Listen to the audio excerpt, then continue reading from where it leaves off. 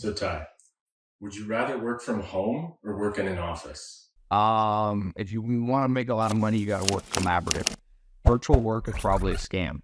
I saw Elon Musk a couple years ago said, I've determined that virtual work at Twitter is a scam. So everybody comes back to the office. I kind of think that the whole notion of work from home is a bit like the fake Marie Antoinette quote, "Let them eat cake." People should get off the goddamn moral high horse with the work from home bullshit, because they're asking everyone else to not work from home while they do. And yet, it's wrong. if you want to work at Tesla, you want to work at SpaceX, you want to work at Twitter, you got to come into the office every day. Yes. So it depends on your optimizing for lifestyle. If you're optimizing for lifestyle, then working at home is great. If you're trying to make maximum money, there's a great book on this, Steven Johnson. There's an actual mathematical formula. People together, and it's like a creativity exponential quotient.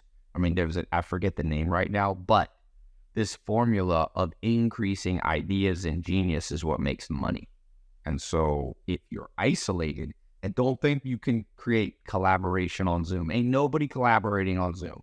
They're talking to each other, and you can get operations done, but you can't get innovation done.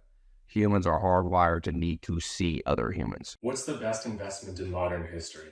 The best investment in modern history? Well, I did a video I went crazy viral about Eduardo Saverin investing 30, 40,000. It turned into anywhere from 10 to 20 billion when he invested in a percentage of Facebook. Guy did no work and walked with 10 bill. That's a good investment. But I mean, one of the greatest investments in history was probably whoever educated Albert Einstein. And so like he came up with like equals MC squared, broke Newtonian physics, basically paved the way for quantum physics and a new understanding of life, also ushered in the nuclear age, which changed the world. Cold War, World War II, Vietnam, all this is like, so maybe that's not, probably we'll look at history, but whoever, in general, educating one key person in history is a multi-trillion-dollar return on investment. And it can also go the wrong way, too. It can be also the worst investment in history. Whoever invested in, Mao Zedong in China, responsible for 70 million people dying, that's a bad return on investment. What's the main thing you would fix about the education system? Main thing I have to fix about the education system, you have to inspire. Ain't nobody being commanded to get smart. I like the saying, you can learn to get rich, but you can't be taught.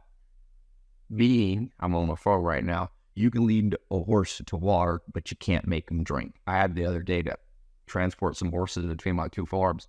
And my mom's like, make sure you have the horse get a drink before you drive him down there. I said, Mom, it's not a very long drive, number one. And number two, if I walk that horse over to the trough, it ain't drinking nothing because it's on my time frame. So the second you decide all kids age 6 to 18 have this narrow window to compact all this data into them, you just create zombies. That actually what you're doing. Modern education system is very good at making sure nobody ever reads a book again. The average person after age 25 reads like one nonfiction book per decade because they're traumatized. So the modern school system is a PTSD machine that makes sure people stop being learning machines, which is the diametrical opposite of what you'd want as a functioning society. So I've heard you say women don't talk a lot on social media. So I'm a mad scientist, so I'm always trying to observe, like, don't doom scroll on TikTok or Instagram, but look for trends.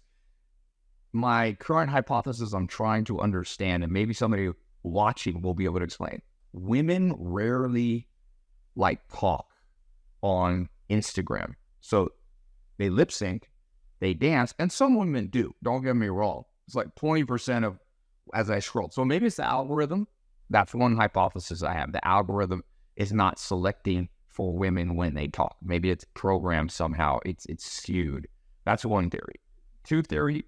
Second theory, there's a lot of science on women in general have lower risk-taking appetites. And you see that in multi-species. So whatever species, whatever sex in any species, like seahorses or humans or certain fish, has internal gestation, is more risk-averse because they have a complicated apparatus inside that gives birth. I see that, and you could see that on a farm. So one of the explanations, and this is just a hypothesis, I'm actually not sure. I need to talk to some of my top scientist friends, but it's a crazy observation that women, now there's a few podcasters that are women, but if you look, dudes are the ones who talk the most on Insta. Maybe they say that's mansplaining. Women definitely talk a lot in the real world, but somehow something's happening. It's either risk aversion or it's the algo. I'm not sure which.